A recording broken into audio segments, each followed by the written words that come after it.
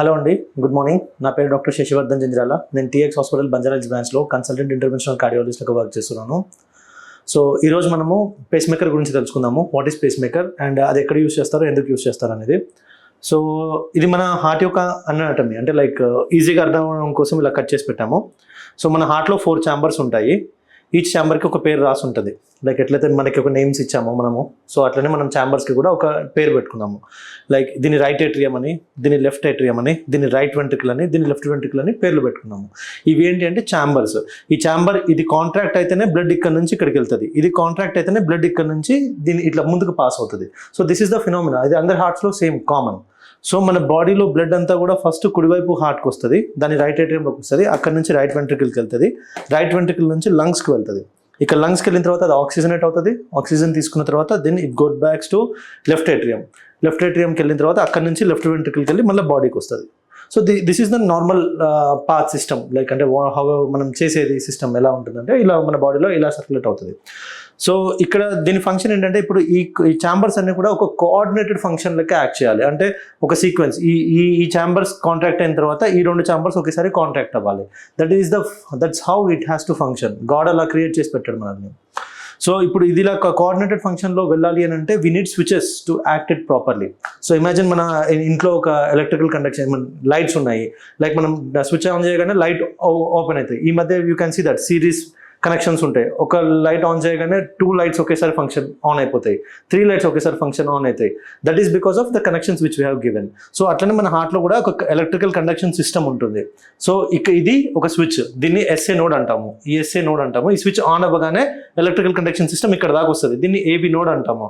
ఇక్కడ దాకా వచ్చిన తర్వాత ఇది ఆన్ అవ్వగానే కంటిన్యూస్ రెండు పాత్వేస్కి వెళ్ళి ఈ 2 ఛాంబర్స్ ఒకేసారి కాంట్రాక్ట్ అవుతాయి. అప్పుడు బ్లడ్ 2 ఛానల్స్కి సైమల్టేనియస్గా వెళ్ళాలి. This is the pathway.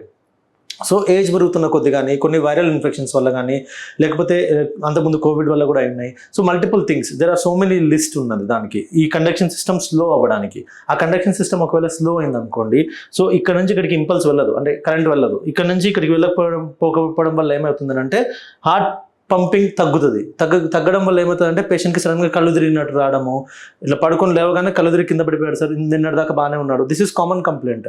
So ECG చూస్తే ఇమీడియట్లీ అంటే అట్లా కళ్ళు తిరిగి కింద పడడానికి చాలా కారణాలు ఉంటాయి. దాంట్లో ఒక కారణం మాత్రమే ఇది, మన కండక్షన్ సిస్టమ్ ఫెయిల్ అవ్వడం. సో దాన్ని మనము ఈసీజీ ద్వారా తెలుసుకోవచ్చు. ఆ ఈసీజీలో మనకి కంప్లీట్ హార్ట్ బ్లాక్ అని ఏదైనా cardiologist, you can meet any cardiologist and even physicians, general physicians కూడా పిక్ చేసి చెప్తారు. లైక్ కళ్ళు తిరిగి వచ్చాయి ఎందుకనంటే లైక్ న్యూరాలజిస్ట్ దగ్గరికి వెళ్ళినా తను కూడా పిక్ చేసి చెప్తారు. సో ఈసీజీలో మనకు తెలుస్తుంది. లైక్ ఎప్పుడైనా కళ్ళు తిరిగాయి అంటే ఖచ్చితంగా ఈసీజీ మీకు అడ్వైస్ చేస్తారు. సో ఆ కంప్లీట్ హార్ట్ బ్లాక్ చూసిన తర్వాత ఒకవేళ దీంట్లో ఈ కండక్షన్ సిస్టమ్ అబ్నార్మాలిటీ ఉంది అని అంటే దెన్ మనము పేస్ మేకర్ అనేది ఒకటి పెడతాము.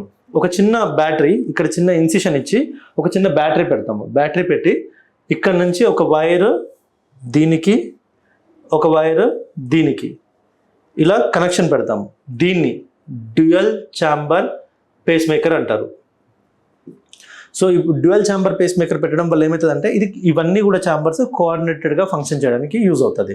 సో దీని అంటే ఎన్ని డేస్ హాస్పిటల్ స్టే ఉండొచ్చు, 3 to 5 డేస్లో హాస్పిటల్ స్టే ఉండాల్సి వస్తుంది. యాక్చువల్లీ ప్రొసీజర్ టైం ఎంత పడుతుందంటే 3 to 4 అవర్స్ పడుతుంది యూజువల్లీ.